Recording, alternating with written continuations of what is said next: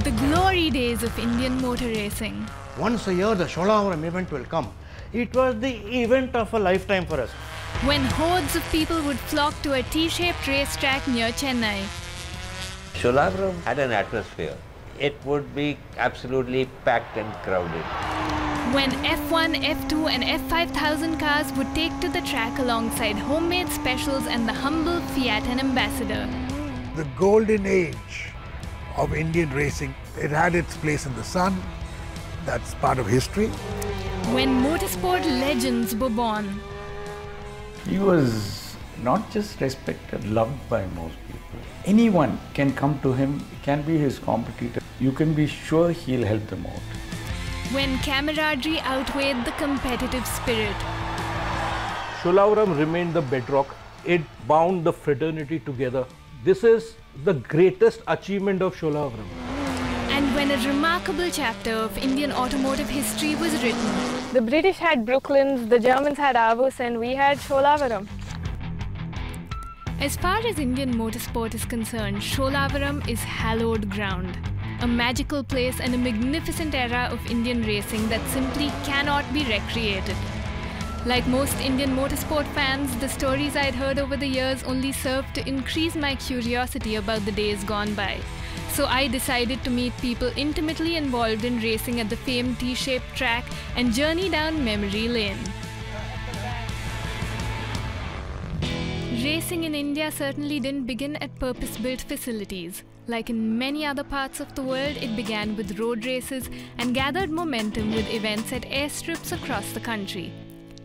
Yelahanka and Kolar near Bangalore, Sulur near Coimbatore, Lohegaon in Pune, Juhu in Bombay, Safdarjung near Delhi, Alipur and Barakpur near Calcutta, and Sholavaram to the north of Madras.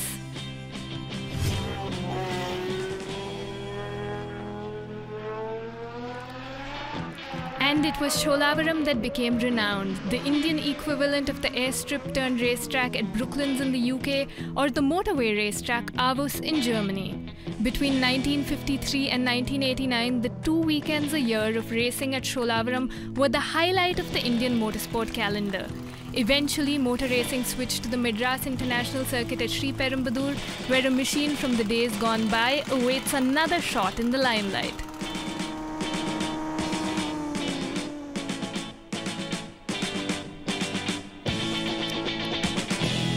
This is Vicky Chandhok. He's raced and rallied a variety of machines, including that 1978 Chevron B42 in Formula 2 spec. He's also the custodian of what's considered one of the best race prep Fiat 1100s that ever took to the track in India. If you want to talk about precious metal, this right here is it. For a kid like me who grew up looking at photographs of old machines that raced at Sholavaram, it doesn't get much better than this. And Vicky Chandhok is right here to tell me all about it. Well, it was a showstopper, an eye-opener. The car was built with Formula 2 brakes, Formula 2 suspension. The car was built only for Vijay Mallya to race. The livery is as it was raced. The noise level on this car beats any decibel meter. Okay, there's no doubt about it. But to think that this thing used to rev to over 8,000 RPM in those days, I mean, it's a screamer.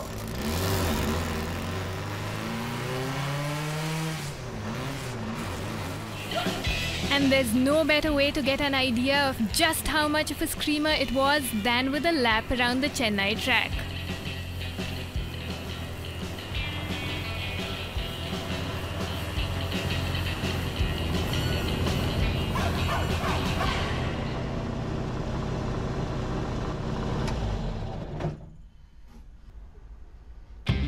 The Chandhok clan Vicky belongs to is considered Indian motor racing's first family. But long before he was involved in motorsport, Vicky was just another racing fan. 69, 70, 71 for the 3 years. During the February races, when school was on, I'd walk to the village end, to the main road, which was 3 miles, take a local bus to a town called Madanapalli. From Madanapalli, I'd take a bus to Palmaner. And at Palmaner, on the Ghat section, there was a clock tower. So I'll stand at the clock tower. The Jayaram family with the whole convoy would be coming to Madras for the races. So I'll hop in there. They'll bring me to Madras from permanent. Once the races were over, on the way back they'll drop me again and reverse the exercise back to school. Vicky began racing at Sholavaram at the age of 15 and didn't hang up his racing boots for 20 years. He has both a driver's and a fan's perspective of what made the racing there so special. It was great days. We, let's say, became home heroes because people used to flock to Sholavaram to watch. We used to have 75,000 people. So that was the alluring fact, magnetism of that track.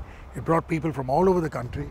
Okay, we used to have 260 bikes and about 200 plus cars. Formula 1, you had Formula 2, you had the Surtees of Gondal, the Formula 5000.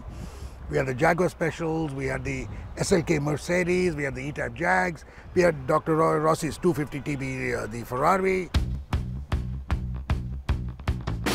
And back in the day, to keep track of the many race cars blatting about the circuit, traditional timekeeping methods were put into action. And all of them have numbers at the back. Each one was assigned the MMSC 60. So we had over 60 watches running around. Wow. With timekeepers keeping watch on exotic machines from vantage points. 0, start. The variety of Sholavaram.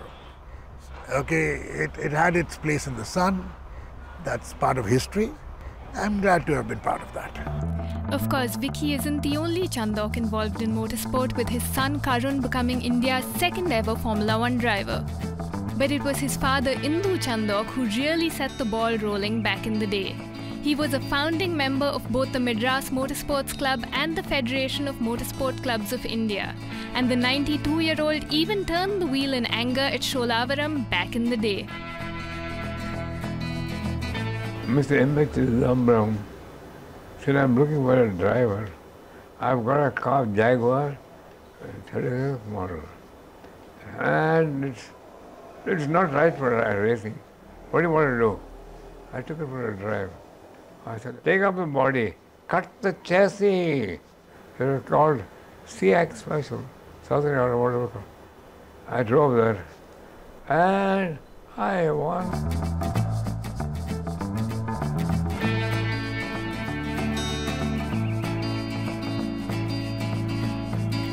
This is Adil Darukhanawala, a man who bore witness to the early days of racing in India. He was a regular at Sholavaram since the 70s, as is seen in this photo of him pushing the Maharaja of Gondal Surtees F5000 onto the grid. And he's currently working on a book that tells the definitive history of Indian motor racing. First All India Motor Race at Sholavaram began in 1958 and it went across every year till 1989. Bangalore was very sporadic and so was Calcutta. Motor racing, it meant Sholavaram. Racing wasn't broadcast on Indian TV at the time, so Sholavaram was the place to watch it. Sholavaram was very simple. It was a T-circuit, T-shaped track, 2 runways crisscrossing each other, one 1.2 kilometer long straight, 3 hairpin bends, 2 left-hand bends. What made Sholavaram tick? The most important thing was that 1 kilometer long straight, the grandstands were there. Anywhere you sat in the grandstands, you could see 75 to 80% of the track. And perhaps a true measure of the event's popularity was... In 78, first and only time the tickets were counterfeited. Wow. If you can see that someone has counterfeited the ticket, so you knew how successful it was, you know. Just as popular with the competitors as with the fans. There were people who worked, slogged, persevered, went without food and all that just to satisfy their craving to come to Madras for those 2 weekends of racing. Their whole mission in life was to race and race well. There was it's the legends roster which Sholavaram spawned, you know. The likes of Darius Bhathena and his Black Beauty Special, ace race car builder AD Jayaram, Suresh Nayak in the Hanuman Special, motorcycle wizards Hasmat Sharif, Sharif Dayan and countless others. International racers were regulars too, with Yuri Janadasa, Friki Khan and David Pieris from Sri Lanka all making it to the races. The allure of Sholavaram was the race what you bring spirit, in evidence from the packed grid of modified A2 Fiats. But there were also specially imported race cars and purpose-built racing specials modified and tuned in the country. Tuner is not the right word. Constructor is the better word. Okay. Because tuning is there. These guys constructed the whole car. So there was a lot of engineering prowess in the country at the time. This is exactly what I'm telling you, that no one gave any credence to the cutting edge work these guys were doing. Yeah. With no facilities available to them.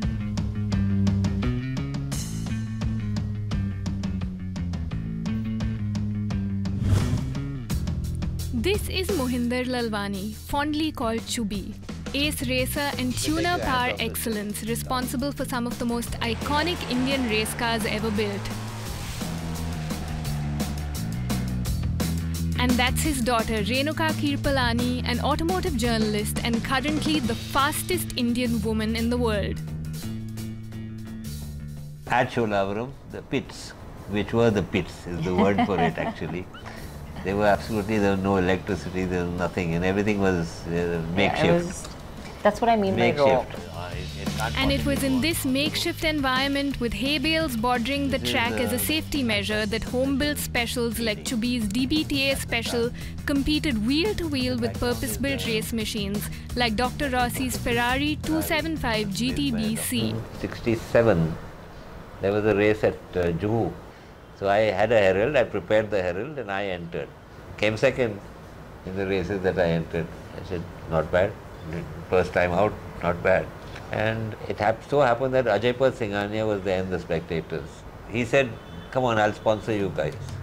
Chubi's first outing at Sholavaram was in 1969, when he had early success.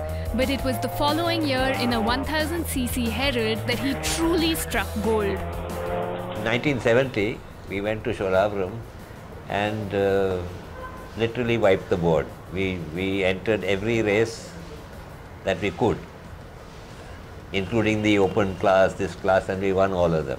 It took us by surprise because we had a 1000cc Herald and a full race modification, and we entered the open class races where all these people who had these 3-litre, 4-litre engine cars or whatever they were. And I thought, well, let's see what happens, but we just won everything. He's being modest. With Dad's cars, not only were they quick, but the handling was something where you could really push the car to its limit and you still felt so sure. I mean, dynamics was what he did with the cars, it's hard to beat. Which was exactly the case with their double-barrel Steam Alpha Special, which ran away with victory in the open class at Sholavaram. The Asian Rally car was a 1300cc engine Triumph Herald. So after the rally, that engine we took out and we put into that, you know where the 1000cc Herald was, and we threw away the body and we made another full race body and a 1300cc engine, so which developed about 124 bhp. So this one was very much quicker and it was a full race car then, the specials. Chubi also played a key role in developing the Formula Indians, which became the bedrock of Indian motorsport for several years. Formula Indians came much later. Okay. Actually, I wrote the rules for that. That was 1977, I think, 76, 77. I built first Formula Indian was for Darius Bhathena. It had fiberglass body. Yes. For the race, you put on the fiberglass body, doors, dicky, everything. You could take this fiberglass off, the doors off, everything off, dicky off, and put the steel body and everything and use it on the road. The idea of the Formula India was that it could be a road cum race car. That was the concept. Of course, people said to hell with it, it becomes heavy. So they didn't follow the concept. They literally made it so that it was not a road usable car in order to get the best performance. I stuck to the rules, although it did win. One of the events it did win. But what set Chubi's cars apart? Unfortunately, at that time, everyone concentrated on engine only. The cars that I prepared were not only better, but went round corners very quickly as well. And it was a wake call for them. And I can tell you that they woke up fast. The Coimbatore people, they woke up very fast. They started preparing good cars after that, and they became difficult to beat after that.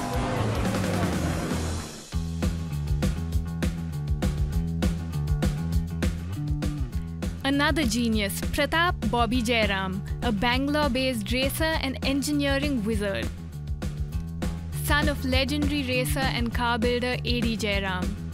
Bobby is known for designing India's first electric car, the Reva, and also for putting a Hayabusa engine in the back of one to turn it into a drag racer.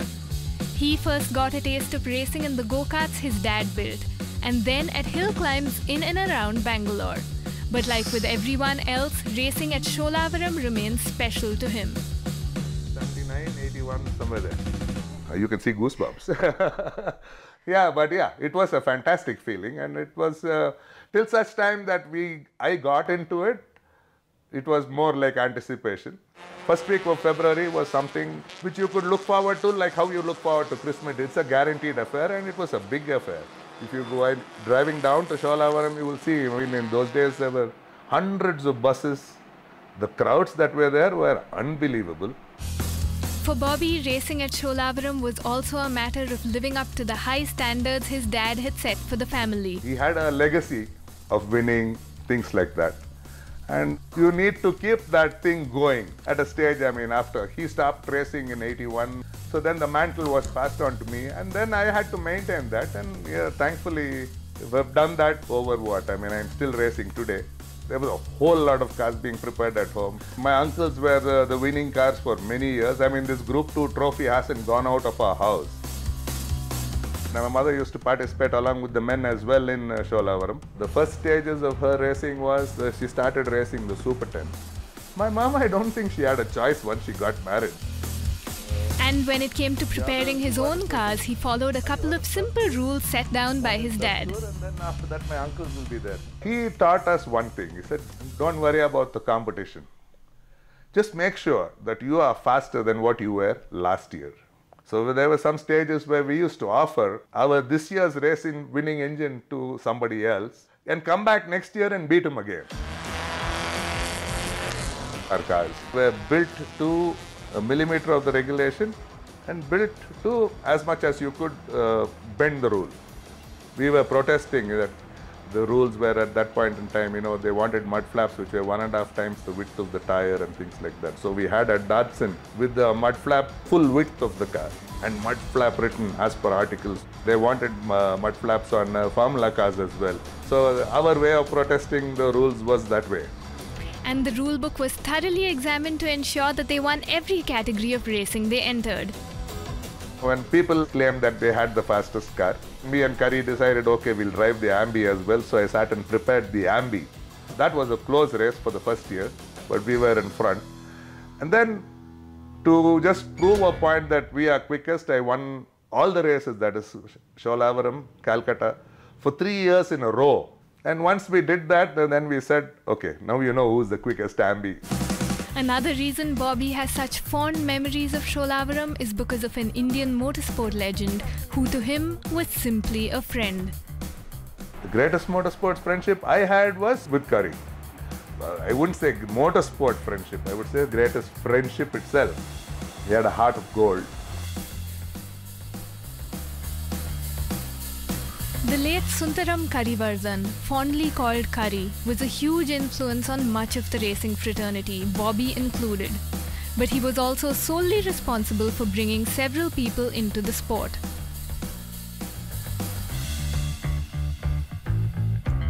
This is CK Jinan, whose friendship with Kari led to a successful but clandestine motorsport career that he kept hidden from his parents for several years. A sideways specialist whose skills Kari honed.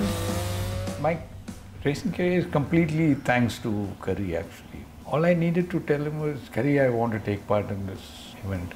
It was a rally, the car is prepared for that, the service is arranged, he would send his mechanics, his vehicles as backup support. It was just so fantastic for me that I don't think anyone has had it so good in, thanks to him. Why he did it for me, is always a mystery. Curry was known for being an ace racer, tuner, car builder and champion of motorsport. If it hadn't been for the foundation he laid encouraging younger talent to compete and also building the Formula Marutis that made racing accessible to a generation of Indian racers, the landscape of Indian motorsport would be different today. He was a revered soul at the racetrack. He was not just respected, loved by most people. Among the racing people, they knew him as a builder, preparer, racer. The audience, everybody knew him as one of the top racing drivers in the country. And for him, everything was about improving from the previous time. And I don't think it mattered to him whether he wins, loses or whatever. He just needs to build that to the ability, and then of course he will take it to the limit. Curry was one of the first people to bring down state-of-the-art racing machines to India, like the Formula Atlantic, in which he went wheel to wheel with the likes of Vicky Chandhok. Men and machines mind of burning the tracks here.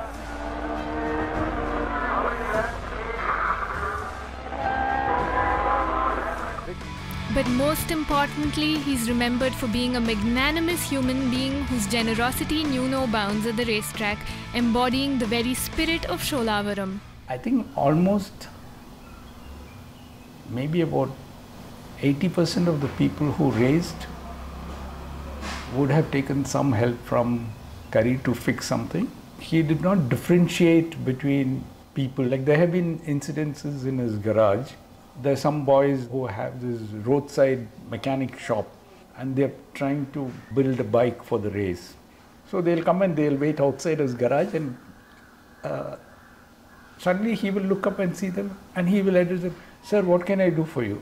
He will get down on his knees, check it out, see what can be done. It was an amazing thing. And Jinan was no stranger to the spirit of generosity, recalling the time Curry gave him his Formula Atlantic to drive. He said, "Do you want to try driving this?" I mean, I couldn't believe it. No, go drive it. I asked him, "Are you sure?" He said, "Yeah, sure, go ahead." I had a ball driving it around the track. Some of the boys from Kerala had come. They asked Curry, "Sir, can you come? We have a drag race. Nobody has seen a Formula car in Kerala." Suddenly he turns to me and said, "Hey, your country, you take the car in." I was quite shocked like that. Curry said, "Don't worry," he told them, "don't worry, I'll send the cars." And he sent that with his mechanics and sent it to Cochin for me to drive. Can you ever imagine somebody doing something like that? It was just... How did you do? I won, of course. There was no competition. And there was another time Curry selflessly aided Jinan to victory in the Group 2 Fiat category.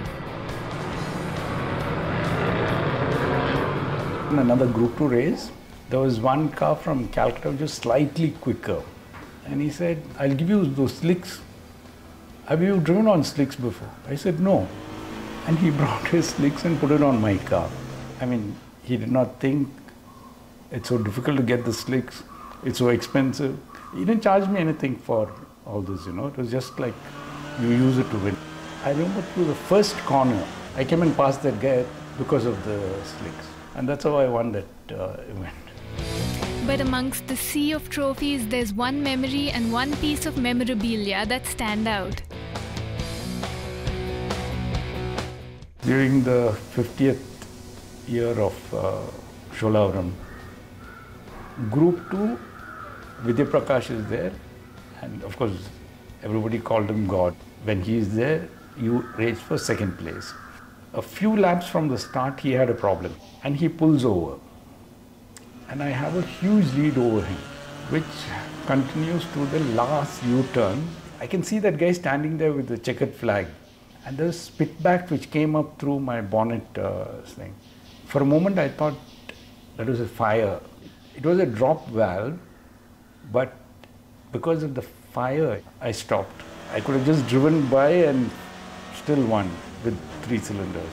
And the funniest part was, I take the fire extinguisher, go open the bonnet, and I realize I don't know how the fire extinguisher works. And Curry made a souvenir for me for that race. The valve is dropped. He said, keep it for your memory.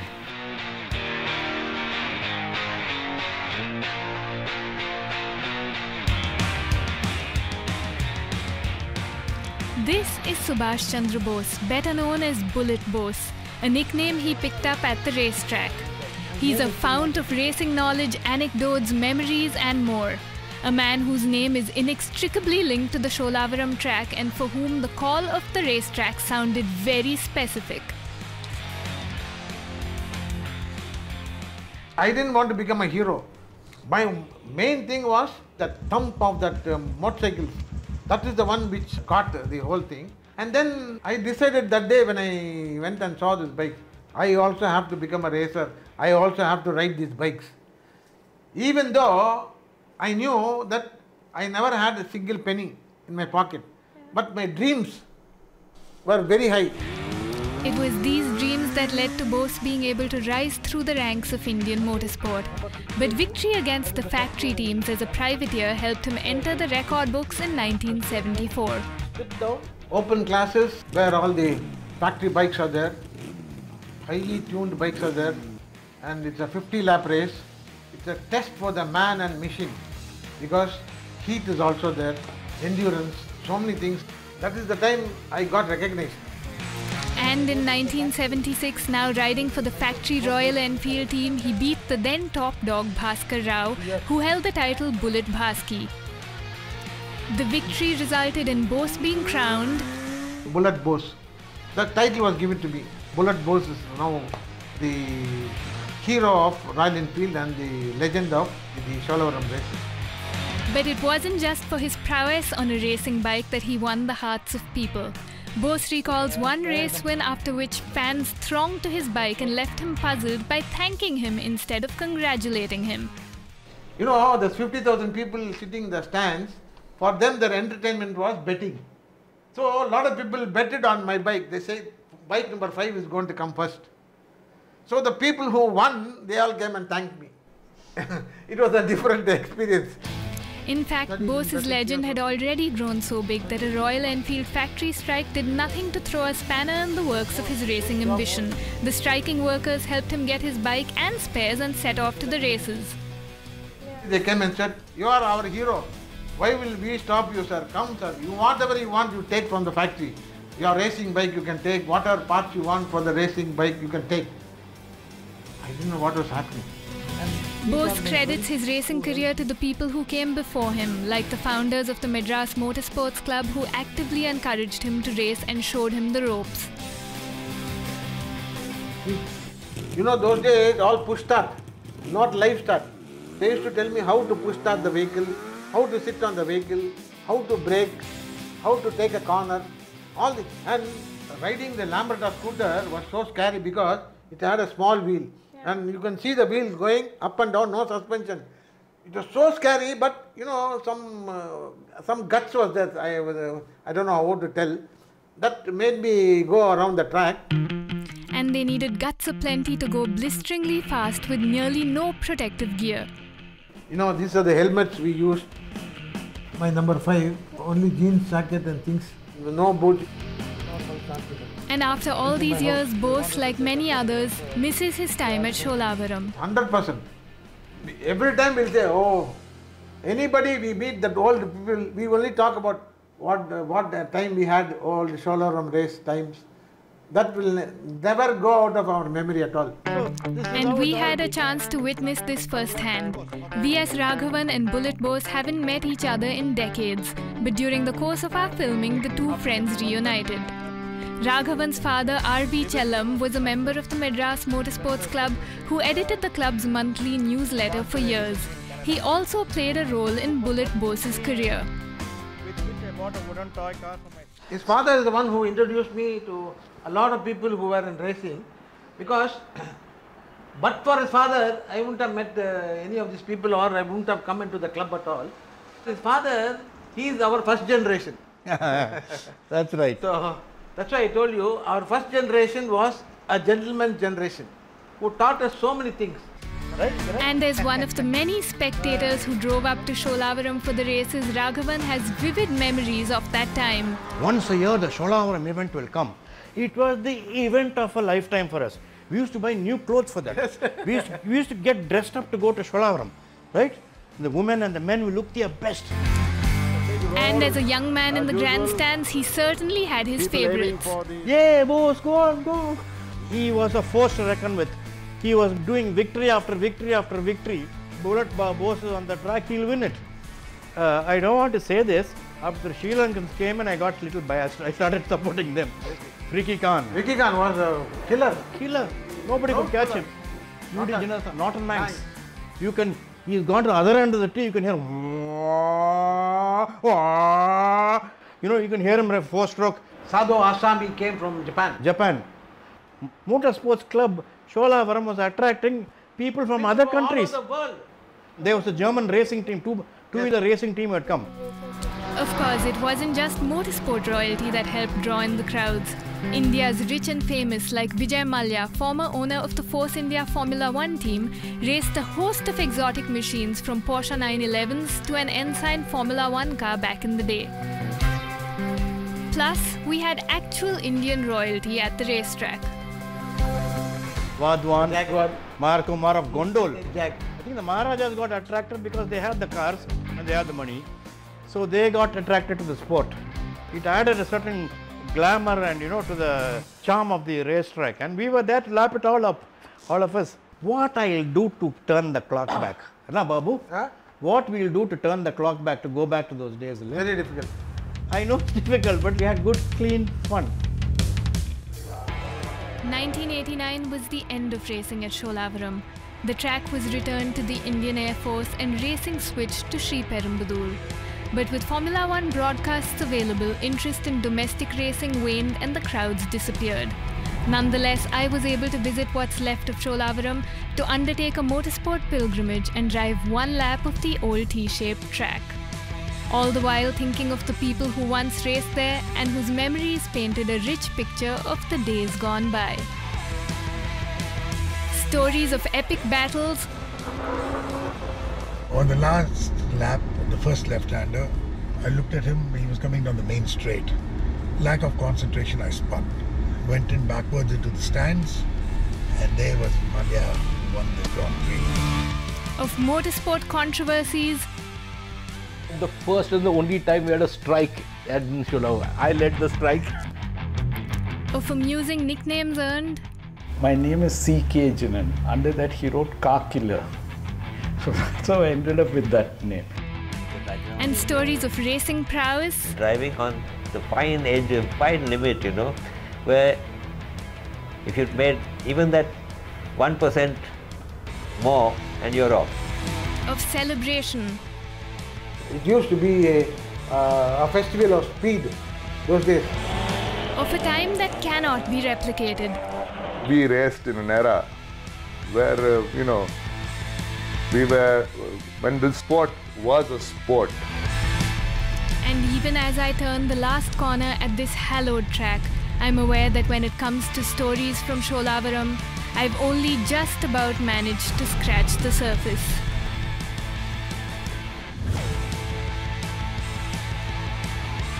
Want more historic racing stories? Subscribe to DW Rev.